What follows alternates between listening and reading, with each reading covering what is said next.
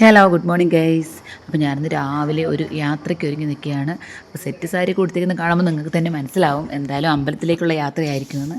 അപ്പോൾ അത് ഞാൻ അമ്പലത്തിലേക്ക് തന്നെ പോവുകയാണ്. അപ്പോൾ ഞങ്ങളുടെ അമ്മയുടെ കുടുംബക്ഷേത്രമാണ്, മുളങ്കാടകം ദേവി ടെമ്പിളാണ് സ്ഥലം. കൊല്ലമാണ്. അപ്പോൾ നേരെ കൊല്ലത്ത് പോവുകയാണ്. ഞാൻ ഒറ്റയ്ക്കല്ല, ഇടയ്ക്ക് വെച്ചിട്ട് അമ്മയുടെ അനിയത്തി കൊണ്ട് വരാനായിട്ട്. അപ്പോൾ അമ്മയും ഉണ്ട്. രണ്ടുപേരെയും ഇടയ്ക്ക് വെച്ച് പിക്ക് ചെയ്യണം.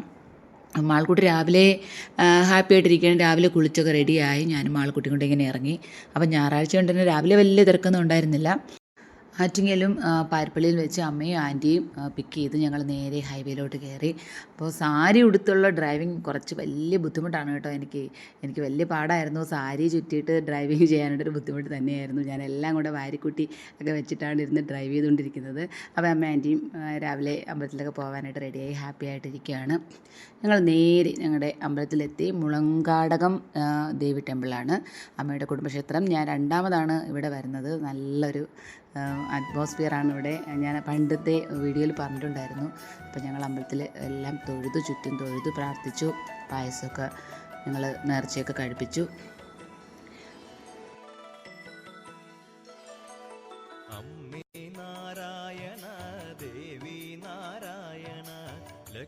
രാവിലെ കുളിച്ചൊരുങ്ങി അമ്പലത്തിലൊക്കെ വരുമ്പോൾ മനസ്സിന് വല്ലാത്തൊരു ഹാപ്പി തന്നെയാണ്. ദൈവത്തിനോട് തൊഴുത് നമ്മുടെ വിഷമങ്ങളും സന്തോഷങ്ങളും എല്ലാം പങ്കുവയ്ക്കും. ഒരു പ്രത്യേക ഒരു ഹാപ്പിനെസ് തന്നെയാണ്. എല്ലാവർക്കും അങ്ങനെ തന്നെ ആയിരിക്കും. ഞങ്ങൾ രാവിലെ ഫുഡൊന്നും കഴിക്കാതെയാണ് വന്നത്. ഒരു ചായ കുടിച്ചിട്ടാണ് വന്നത്. അപ്പോൾ ആൻറ്റി വന്നപ്പോൾ നല്ല അവൽ കൊണ്ടുവന്നിട്ടുണ്ടായിരുന്നു. നല്ല അവൽ നനച്ചതും പഴമൊക്കെ കൊണ്ടുവന്നിട്ടുണ്ടായിരുന്നു. അപ്പം വണ്ടിയിലിരുന്ന് ഞങ്ങൾ അതൊക്കെ കഴിച്ചു. പിന്നെ പായസം നേർച്ച പായസം കിട്ടിയിട്ട് ഞങ്ങളതെല്ലാം വണ്ടിയിലിരുന്ന് കഴിച്ച് വയറൊക്കെ ഫുള്ളാക്കിയിട്ടാണ് വീണ്ടും അടുത്ത യാത്ര. ഞങ്ങൾക്ക് പോവേണ്ടത് അടുത്തൊരു ക്ഷേത്രത്തിലാണ് ഞങ്ങൾ പോകുന്നത്. നമ്മുടെ കാട്ടിൽ മേക്കതിൽ എന്നുള്ളൊരു ക്ഷേത്രമാണ്. അതങ്ങ് ശങ്കരമംഗലം പോകണം. ഏകദേശം ഇവിടെ നിന്നൊരു അര മണിക്കൂർ യാത്രയുണ്ട്. അപ്പോൾ നമ്മൾ കാട്ടിൽ മേക്കതിൽ ടെമ്പിളിലോട്ട് പോകാനായിട്ട് ഇറങ്ങി. അവിടെ ഞങ്ങൾ എത്തി. അവിടെ സാധാരണ പോലെയല്ല, ഞങ്ങൾ ഇറങ്ങിയിട്ട് അവിടെ നിന്നൊരു ബോട്ടിൽ കയറിയിട്ട് വേണം ഞങ്ങൾക്ക് അമ്പലത്തിലെത്താൻ. അമ്പലത്തിൻ്റെ തന്നെയാണ് ഈ ബോട്ട്. നമുക്ക് പേയ്മെൻ്റ് ഒന്നും ചെയ്യേണ്ടി വരത്തില്ല. എന്തായാലും ഞങ്ങൾ നേരെ അമ്പലത്തിലോട്ട് എത്തി. അപ്പോൾ എനിക്കിന്ന് നല്ല തിരക്കായിരുന്നു. ദേവിയെ കയറാൻ തന്നെ വലിയ ബുദ്ധിമുട്ടി. ഒരുപാട് ക്യൂ നിന്നാണ് നമ്മൾ ദേവിയെ കണ്ടു തൊഴുതു. അമ്പലത്തിൻ്റെ പുറകുവശം ഫുള്ള് കടലായിരുന്നു കേട്ടോ. ഞങ്ങൾ വന്ന സമയം ഉച്ച സമയമായതുകൊണ്ട് ഭയങ്കര വെയിലുമായിരുന്നു. കുറച്ച് ബുദ്ധിമുട്ടി ഞങ്ങൾ വെയിലൊക്കെ കൊണ്ടിട്ട്. എങ്കിലും എനിക്ക് മണി കെട്ടാൻ എന്നുള്ള ആഗ്രഹത്തിലാണ് ഞാൻ വന്നത്. എന്തായാലും എനിക്ക് മണി കെട്ടാൻ പറ്റി. 7 വലം ചുറ്റി പ്രാർത്ഥിച്ചൊക്കെയാണ് ആ ഒരു ചടങ്ങ് ചെയ്യാനുള്ളത്.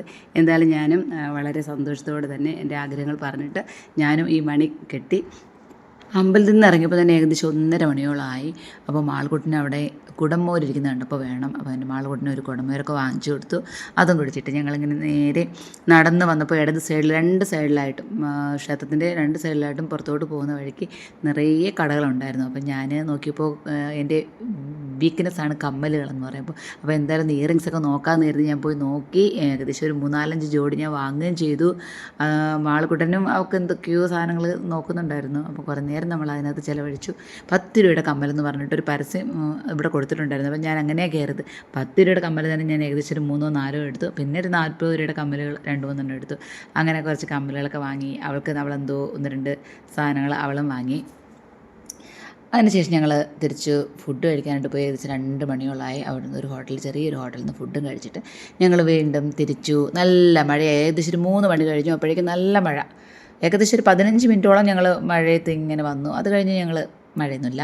ഞങ്ങൾക്ക് അടുത്ത ലക്ഷ്യം തീരദേശ പ്രദേശത്തുകൂടെ പോകണം എന്നതായിരുന്നു. ഞങ്ങളങ്ങനെ കൊല്ലത്ത് തീരദേശ റോഡ് വഴി ഇങ്ങനെ വന്നപ്പോഴേക്കും ഏകദേശം ഒരു മുക്കം ഭാഗം എത്തിയപ്പോൾ ഒരു അതിമനോഹരമായൊരു പ്ലേസ് കണ്ട് ഞങ്ങൾ അവിടെ വണ്ടി നിർത്തി. പിന്നെ ഒന്നും നോക്കിയില്ല, അവിടെ തന്നെ ഇറങ്ങാമെന്നൊരാഗ്രഹത്തിൽ ചാടി ഇറങ്ങി. ഇതുവരെ ഞാൻ ഈ ഒരു ഭാഗത്തൊന്നും വന്നിട്ടില്ല. ഇതുവഴി ഞാൻ ഒരിക്കൽ റൂട്ടിൽ വന്നിട്ടുണ്ടെങ്കിലും ഇറങ്ങിയിട്ടില്ല. ഇത്രയും ഒരു ഭംഗിയുള്ള സ്ഥലം കണ്ടിട്ട് പിന്നെ ഇറങ്ങാവുന്ന പോകുന്നത് എങ്ങനെ? ഞങ്ങൾ എന്തായാലും ഒന്നും നോക്കിയില്ല, വണ്ടി നിർത്തി. ഞാനും മോളും ഇറങ്ങി. അപ്പോൾ ഞങ്ങളുടെ ഈ ഒരു കടപ്പുറം കാണുമ്പോൾ നിങ്ങൾക്ക് എന്താ ഓർമ്മ വരുന്നത്? നമ്മുടെ കടാപ്പുറവും മമ്മൂട്ടിയും. അപ്പോൾ നമുക്ക് ആ പാട്ടൊന്ന് കേട്ടാലോ?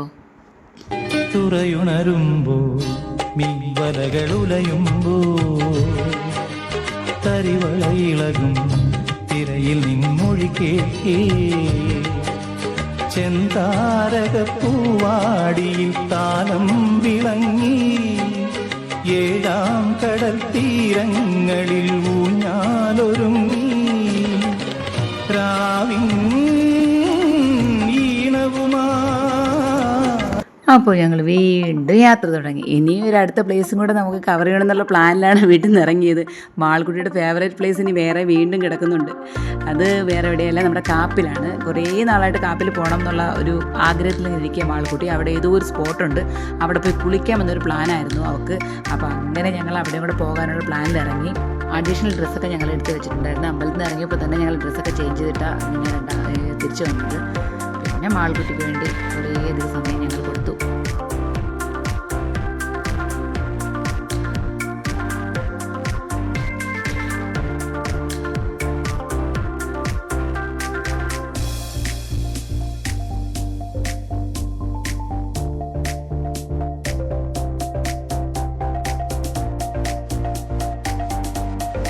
ഏകദേശം 6 മണിയായിട്ടാണ് ഞങ്ങളിവിടെ നിന്ന് തിരിച്ചു പോകുന്നത്. അമ്മയെ ആയിട്ട് വീട്ടിലെത്തിക്കണം. 10 മിനിറ്റോടെ ഞങ്ങൾക്ക് വീട്ടിലെത്താൻ.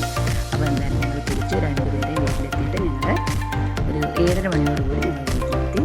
അപ്പോൾ എല്ലാവർക്കും വീഡിയോ ഇഷ്ടപ്പെടുന്നുണ്ടായിരുന്നു. അടുത്ത വീഡിയോ ടാറ്റാ, ബൈ ബൈ.